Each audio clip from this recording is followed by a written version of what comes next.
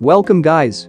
In this video, I will give you 10 awesome tips and tricks that you need to know as a PUBG player, and I hope it will help you to get better at this game.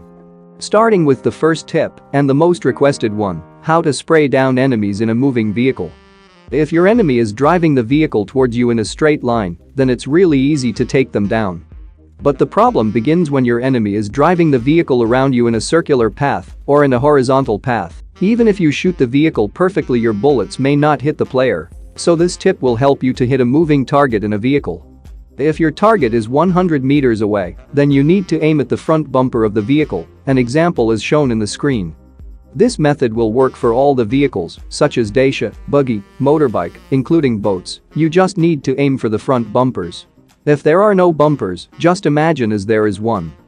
When your target is around 200 meters, you need to aim about 2 meters from the front bumper, and also you need to aim a bit upwards to fix the bullet drop, as shown in the screen. As the distance increases, you need to increase the gap between the front bumper according to the distance. You can actually practice this method with your friends in cheer park mode. Ask your friend to drive around randomly in a vehicle like this, and you just need to track the front bumper of the vehicle, example like this. And later on, start shooting while aiming on the front bumper of the vehicle. Try your best to maintain the aim on the front bumper.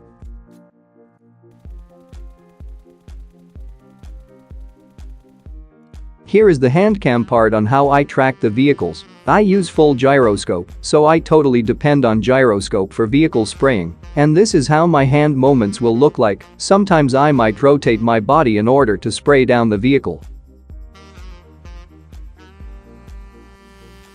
If you're a non-gyroscope player, then it will be very difficult to track the moving vehicle.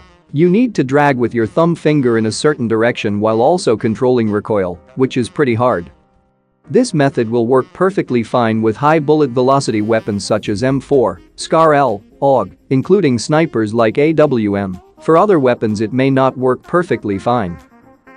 Now to the tip number 2. Pre-aiming or pre-firing.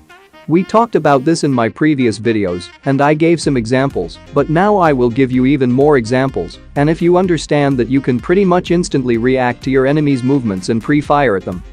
Here are a few pre-firing tricks in bootcamp that might help you, and I hope it will give you an idea on how you can pre-fire with these examples. If you see your opponent running in this way, you can simply pre-fire at the next window like this.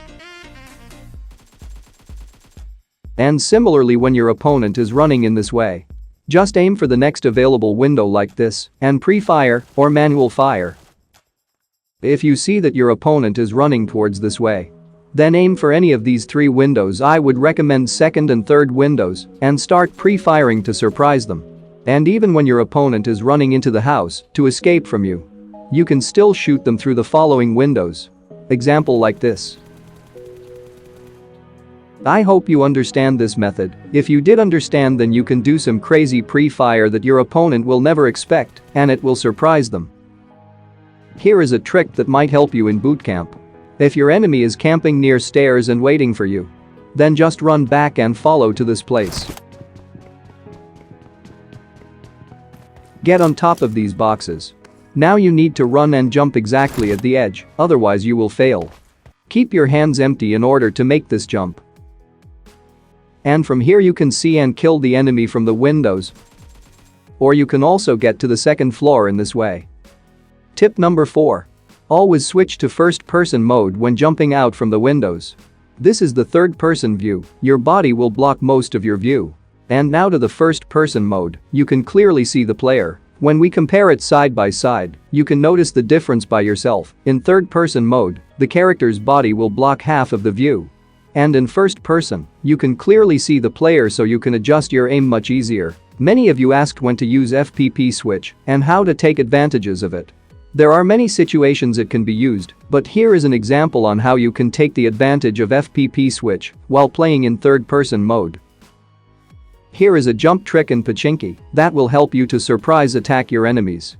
You can perform this jump in any window if the houses are close enough like this. Crouch and sprint towards window. You will land directly on top of the window frame, giving you the ability to surprise your enemies. The moment you land on the window, you need to press crouch in order to enter inside. Sometimes your view will get blocked by wall. To fix this you need to switch to first-person perspective so the wall won't block your view anymore. Here is a trick to confuse your enemy.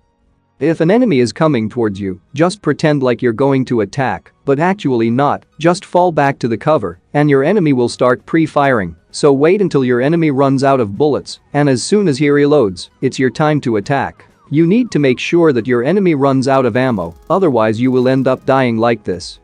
Here is another example. This is one of my favorite strategy to trick the enemies.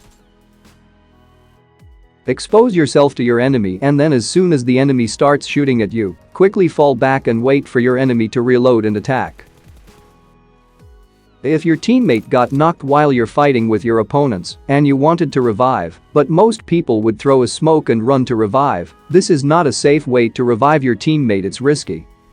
What I would recommend is to throw the smoke grenade at your enemy and it will block their view, then you can safely revive your teammate, but if you want to be extra safe, throw the smoke at your teammate as well as at your enemy, this will give you extra safety.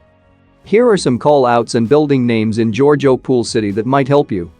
There are 3 apartments here, they can be called as a left apartment, middle apartment and right apartment, or you could call the apartment which is close to the gas station as gas station apartment, and the middle one is middle apartment, and the last apartment is farmhouse apartment.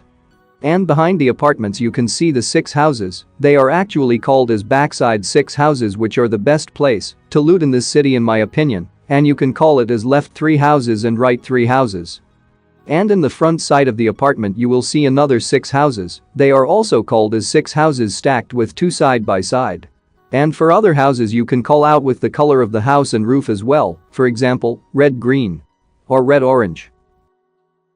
By the way, I'm doing an Elite Pass giveaway in my Discord server. If you want to participate, join my Discord server, link is in description and follow the instructions.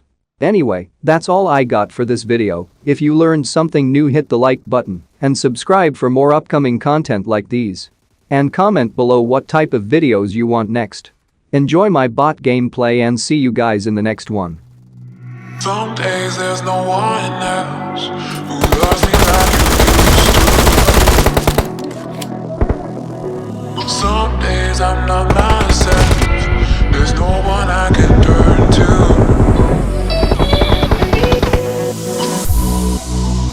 All the feelings that we share with our past.